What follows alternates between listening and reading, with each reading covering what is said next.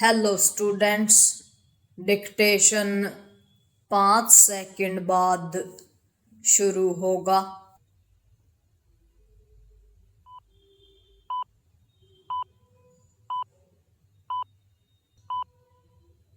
Start.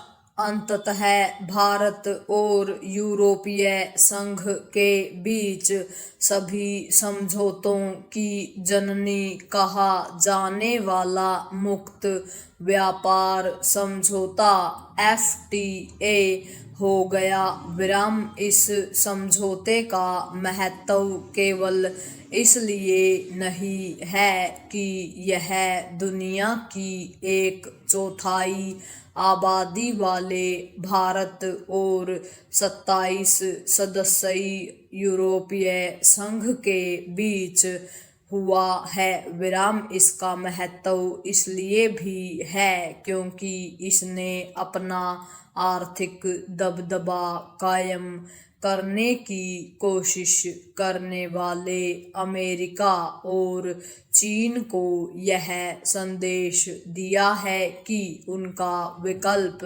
उपलब्ध है विराम। इस संदेश की पुष्टि अमेरिकी नेताओं के उन बयानों से होती है जिनसे यह ध्वनित हो रहा है कि उन्हें यह समझौता रास नहीं आया विराम। आश्चर्य नहीं कि अमेरिका इसमें अड़ंगा लगाने की कोशिश करे विराम। वास्तव में टैरिफ के मामले में अमेरिका के मनमाने रवैये ने ही इस समझौते की राह आसान की विराम।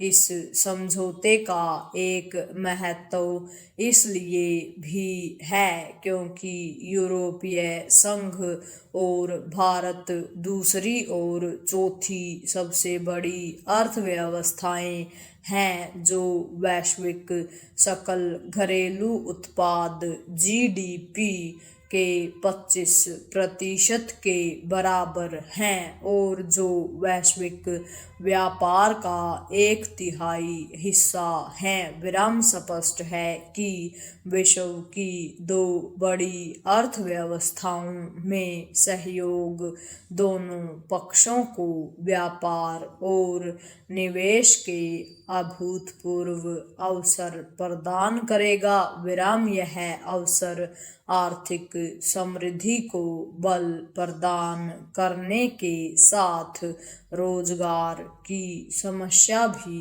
दूर करेगा विराम। इस समझौते से जहां यूरोपीय कारों, वाइन, मशीनरी, रसायन, स्टील आदि पर भारतीय आयात शुल्क में भारी कटौती होगी, वहीं भारतीय वस्त्र, रत्न, औषधि आदि के लिए यूरोपीय बाजार में पहुंच आसान होगी विराम। यह भी उल्लेखनीय है कि इस समझौते से दोनों पक्षों के बीच रणनीतिक सहयोग बढ़ेगा विराम। इसके अलावा भारतीय छात्रों, शोधकर्ताओं और कुशल पेशेवरों को यूरोप में नए अवसर मिलेंगे विराम। पैरा चूंकि भारत और यूरोपीय संघ के बीच का FTA दोनों के लिए लाभकारी है, इसीलिए उत्साह का माहौल है। लेकिन यह ध्यान रहे कि इस समझौते का यूरोपीय संसद और परिषद से अनुमोदन चाहिए होगा विराम। इसमें जो समय लगेगा उसका सदुपयोग इस FTA का अधिकतम लाभ उठाने की तैयारी में खपाना चाहिए विराम। यह तैयारी भारतीय उद्यमियों को विशेष रूप से करनी होगी विराम। उन्हें अपने को साबित करने का जो अवसर मिलने जा रहा है उसे भुनाने में कोई कसर नहीं छोड़नी चाहिए विराम। उन्हें